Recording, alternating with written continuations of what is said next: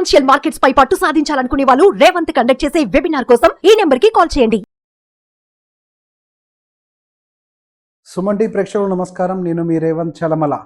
So ఈ వారం markets కొంత పాజిటివ్లో క్లోజ్ అయినట్టుగానే కనిపిస్తుంది. మనం పోయిన శుక్రవారం బోర్డు మీద అనాలిసిస్ చేసుకున్నప్పుడు కూడా అదే మాట్లాడుకున్నాం, మార్కెట్స్ కొంత పాజిటివ్గా ఉండొచ్చు అని. అదే మంగళవారం రోజు మనం అనాలిసిస్ చేసుకున్నప్పుడు కూడా మార్కెట్లో కొంత వోలటిలిటీ అయితే బిల్డ్ అవుతున్నట్టుగా కనిపిస్తుంది. 24,000 నుంచి 25,000 మధ్యలో వోలటైల్ మూవ్స్ క్రియేట్ చేయడానికి అవకాశం ఉంది అని అనుకున్నాము.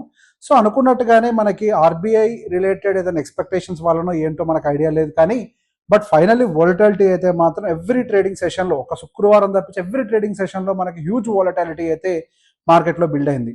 సో ఫైనల్లీ మనకి ఆర్బీఐ రిలేటెడ్ మనకి ఎంపీసీ మానిటరీ పాలసీ మీటింగ్ యొక్క అవుట్పుట్ కూడా వచ్చింది. ఆ అన్సర్టనిటీ అంతా కూడా తొలగిపోయినట్లే.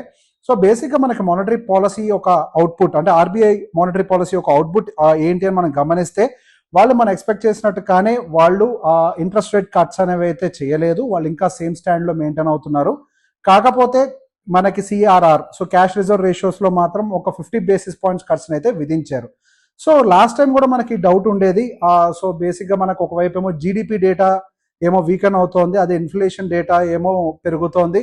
సో గోయింగ్ ఫర్దర్ వాళ్ళు ఎటువంటి నిర్ణయం తీసుకుంటారో అనేది కొంచెం కన్ఫ్యూజన్ తోటే అన్నాము.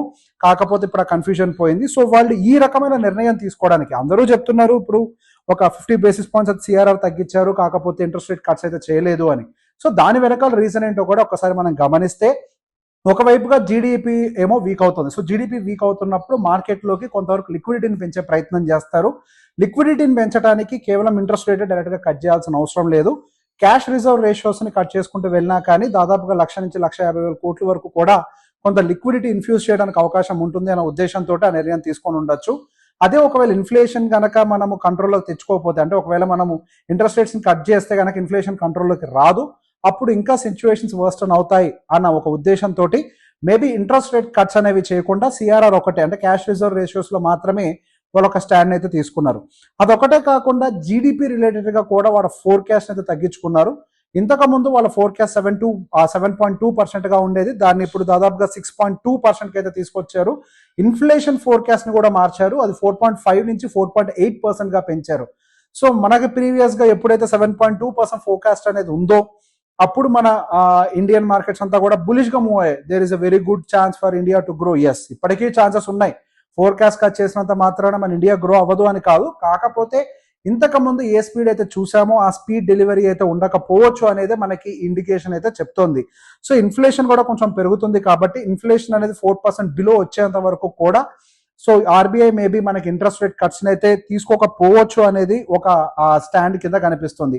అండ్ దాంతో పాటుగా సెబీ సైడ్ నుంచి కూడా మనకి ఒక అప్డేట్ అయితే వచ్చింది. మనకి ప్రీ మార్కెట్ అనేది ఒకటి ఉంటుంది. మనకి 9 o'clock నుంచి 9:15 వరకు కూడా ప్రీ మార్కెట్, అంటే 9 to 9:07, 9:08 వరకు కూడా మనకి మార్కెట్లో ఒక సెటిల్మెంట్ అంటే ఓపెనింగ్ ప్రైస్ అనేది దొరుకుతుంది కదా. ఇన్ ద సేమ్ వే మనకి క్లోజింగ్ లో కూడా ఉండాలి. సో బేసిక్గా ఏం జరుగుతుంది, మనకి మార్కెట్లో క్లోజింగ్ ప్రైస్ అనేది వెయిటెడ్ యావరేజ్ బేస్ చేసుకొని ఇస్తారు. సో ఈ వెయిటెడ్ యావరేజ్ ప్రైజింగ్ వల్ల మార్కెట్లో కొంతవరకు వాలటిలిటీ బిల్డ్ అవుతుంది, కొంతవరకు మ్యాన్యుపులేట్ చేస్తున్నారు ప్రైజెస్ని అని ఒక ఉద్దేశంతో ఏమో. కానీ ఇక మీదట last half an hour weighted average మేము తీసుకోము. So going further last 10 minutes settlement price ఏదైతే ఉంటుందో మనకి 3:30 తర్వాత దాన్ని తీసుకుంటాము, అంటే ఇది కన్ఫర్మ్ గా చెప్పలేదు. దీని మీద వాళ్ళు పేపర్ వర్క్ రిలీజ్ చేసే ప్రయత్నం చేస్తున్నారు.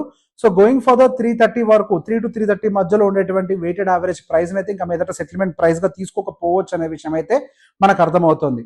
సో గోయింగ్ ఫర్దర్ దీంతో పాటుగా మనకి మార్కెట్స్ ఏ డైరెక్షన్ తీసుకోవచ్చు, సో దాంతో పాటుగా ఎఫ్ఐఎస్ ఒక స్టాండ్ ఎటు మారుతుందో కూడా గమనిస్తే, ఎఫ్ఐఎస్ అయితే మనకి మార్కెట్స్ అంటే లాస్ట్ 1 week లో 2వ తారీఖు నుంచి ఇవాళ వరకు కూడా గురువారం వరకు కూడా సుమారుగా మనకి మార్కెట్లో కంటిన్యూస్ గా బయింగ్ సైడ్ ఉన్నప్పటికీ మనకి శుక్రవారం ఆర్బీఐ న్యూస్ అయిపోయిన తర్వాత కొంతవరకు సెల్లింగ్ సైడ్ అయితే వెళ్ళారు.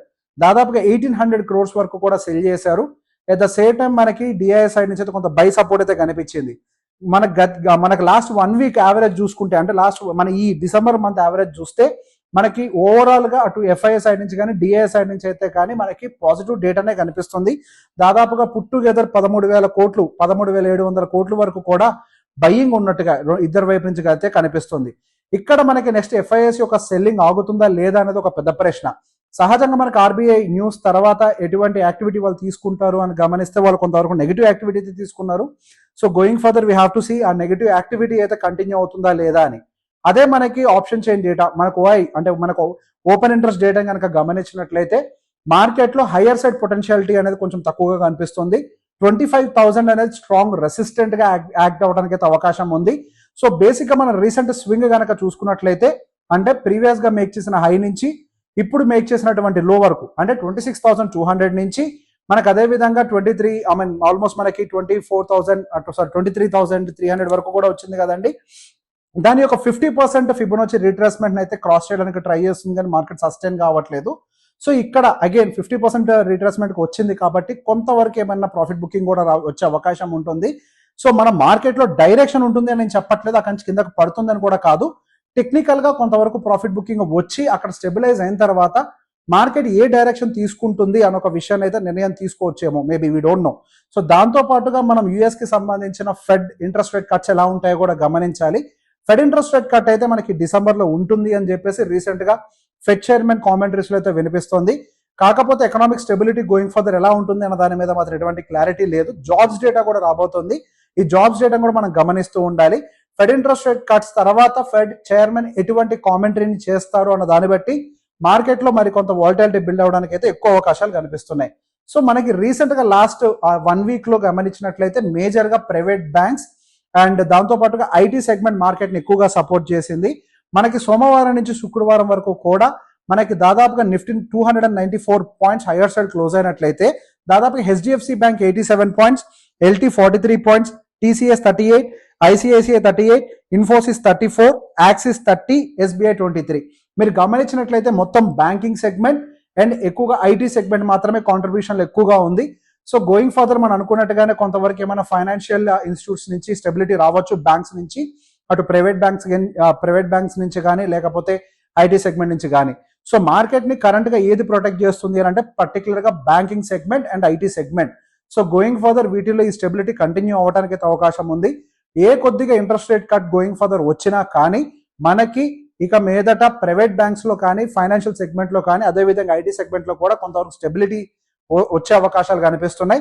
సో మార్కెట్ లో అయితే నేను నెక్స్ట్ 1 వీక్ వరకు కూడా కొంతవరకు డౌన్ సైడ్ కన్సాలిడేషన్, ఇంతకు ముందు అప్ సైడ్ కన్సాలిడేషన్ ఎక్స్పెక్ట్ చేశాము, ఇప్పుడు డౌన్ సైడ్ కన్సాలిడేషన్ ఉండడానికి ఎక్కువగా అవకాశం ఉన్నట్టుగా కనిపిస్తుంది.